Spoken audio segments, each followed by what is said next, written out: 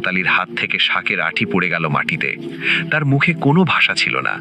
তিনি শুধু একবার মেয়ের চোখের দিকে তাকালেন, যে চোখে তিনি কখনো ছোট্ট মরিয়মকে দেখেছিলেন, হাসতে, কাঁদতে, ঘুমাতে।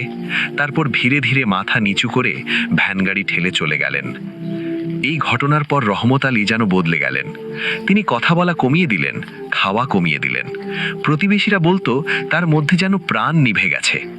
কয়েক মাসের মধ্যেই তিনি অসুস্থ হয়ে পড়লেন। কোনো নির্দিষ্ট রোগ ছিল না, শুধু শরীর আর মন দুটোই যেন একসাথে ভেঙে পড়তে লাগলো। একদিন ভোরে প্রতিবেশীরা তাকে নিজের ঘরে নিথর পেলেন। হাতে একটা পুরনো ছবি, মরিয়মের শিশুকালের ছবি।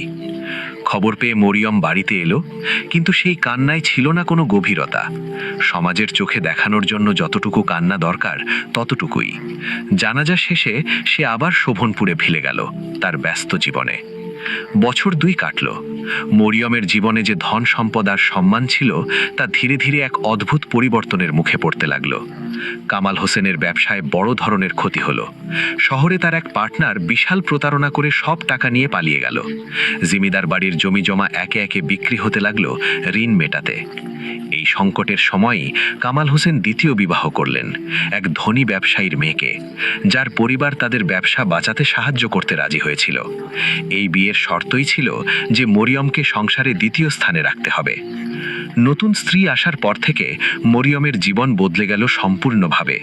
যে মেয়েটি একদিন এই বাড়ির রানী ছিল, সে এখন হয়ে গেল প্রায় চাকরানির মতো। তাকে রান্নাঘরের কাজ করতে হতো, ঘর পরিষ্কার করতে হতো, এমনকি নতুন স্ত্রীর ফাইফরামোশ খাটতে হতো।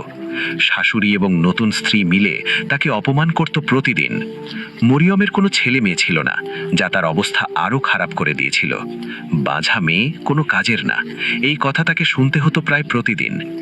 এক বৃষ্টির রাতে যখন মরিয়ম তার ঘরে একা বসে কাঁদছিল, কামাল হোসেন এসে তাকে জানিয়ে দিলেন একটা সিদ্ধান্তের কথা। তুমি কাল সকালেই বাড়ি থেকে চলে যাও, আমার নতুন সংসারে তোমার জায়গা নেই। মরিয়ম কাঁদতে কাঁদতে বলল, আমি কোথায় যাব? আমার তো আর কেউ নেই। কামাল নিরুত্তর হয়ে চলে গেলেন।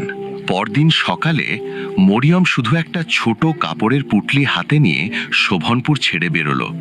তার মনে তখন একটাই ঠিকানা মনে পড়ল, কাশিমপুরে তার বাবার সেই ভাঙা মাটির ঘর, যা এখন পরিত্যক্ত পড়ে আছে। পথে হাঁটতে হাঁটতে মরিয়মের মনে পড়ছিল শৈশবের কথা। বাবার কাঁধে চড়ে বাজারে যাওয়া, বাবার হাতে রান্না করা ভাত খাওয়া, বাবার সেই ক্লান্ত কিন্তু মমতাময় মুখ। আজ সে বুঝতে পারছে সেই মানুষটাকেই সে অপমান করেছিল ভরা বাজারে।